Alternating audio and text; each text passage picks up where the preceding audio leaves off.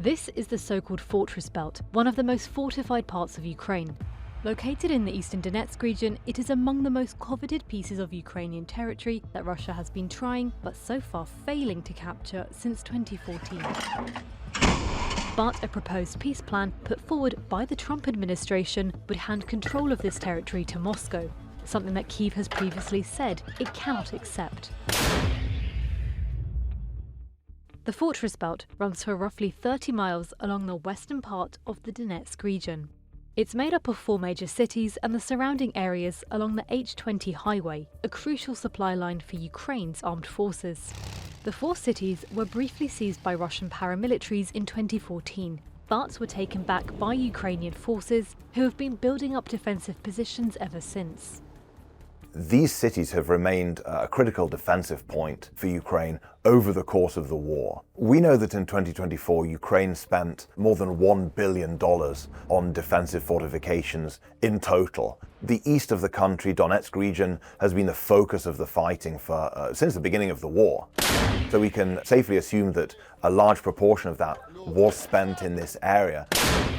Over a decade of effort has turned the territory into a Ukrainian stronghold made up of a network of trenches with anti-tank ditches, rows of concrete pyramids known as dragon teeth, barbed wire and minefields.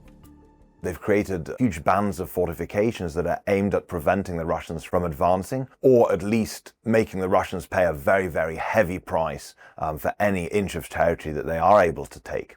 As well as being heavily fortified, the cities in the fortress belt are protected by their topography. The terrain in this area is more elevated, which is beneficial to the defender. It's much harder for the Russians to advance.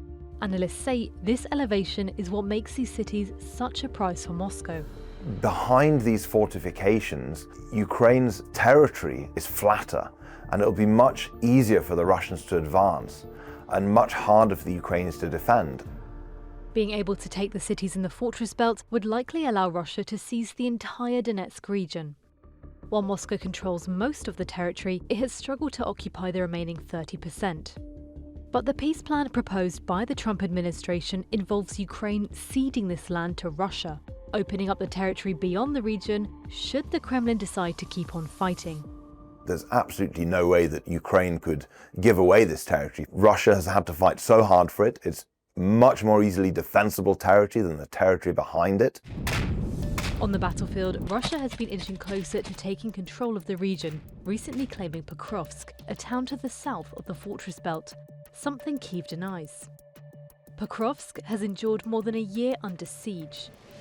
Ukraine claims Russia amassed over 150,000 troops for the final assault on the city, which had a pre-war population of just 60,000. And this is a testament to how difficult it has been for the Russians to advance. Russia has all but abandoned using armored vehicles to advance, because as soon as they do, and they can be so easily targeted by explosive drones, they're advancing on motorbikes to try to move quickly and be more difficult to target. They're trying to get 1, 2, 3 infantrymen into villages, into buildings, into basements, then building up their presence there and trying to move on to the next building. Analysts say both sides have suffered staggering losses, but control of Pokrovsk would be a big gain for Russia.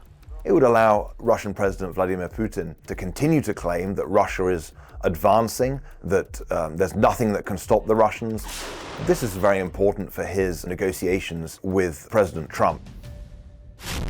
With talks ongoing, Kyiv is now pushing to adjust key clauses of the Trump administration's initial proposal, with officials fearing that handing over this land won't stop the war. Zelensky has frequently said, according to the Ukrainian constitution, he cannot simply give away land. He also said that if Ukraine were to give anything away, Russia would never be satisfied. Russia didn't start this war to take over an extra 20 to 30 kilometers of the Donetsk region. What Putin is interested in, as he's openly said, is destroying Ukrainian nationhood.